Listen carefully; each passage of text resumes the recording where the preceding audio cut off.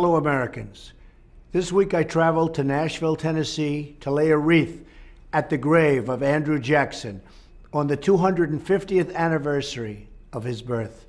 Jackson was an American hero, first as a brilliant general whose crushing defeat of the British at New Orleans saved our independence in the War of 1812, and later as the 7th President of the United States, when he fought to defend the forgotten men and women from the arrogant elite of his day. Does it sound familiar? The memory of his leadership lives on in our people, and his spirit points us to a better future. This week, I also traveled to the Willow Run plant in Michigan.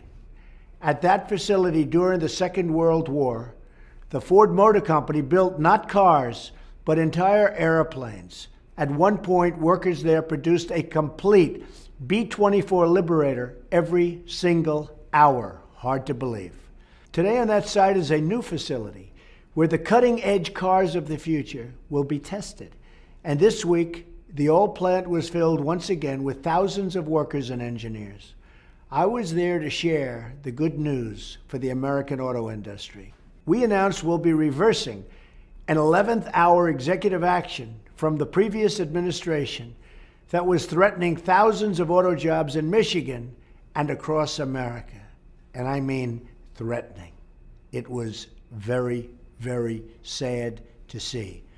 In fact, we are setting up a task force in every federal agency to identify any unnecessary regulation that is hurting American businesses and American jobs.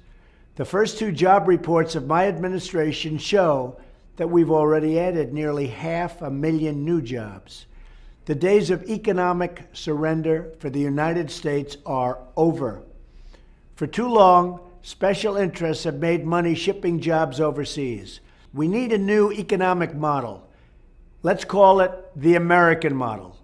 Under this model, we will lower the burden on American business, but in exchange, they must hire and grow America and American jobs. This will be a win-win for our companies and for our workers. Let's buy American and hire American. Let's create jobs in America. Let's imagine new industries. And let's build a beautiful future together. Among the workers building B-24 bombers at the Willow Run plant during World War II was one tough lady. You might have heard her. They called her Rosie the Riveter. And when Rosie's country called her, she answered the call. Rosie was famous for her toughness and her strength, and for the words that were emblazoned above her famous image. It said very simply, "We can do it." If Americans unite and find again within our nation the soul of Rosie and the spirit of Jackson, I have no doubt that we can do it, and do it like never before.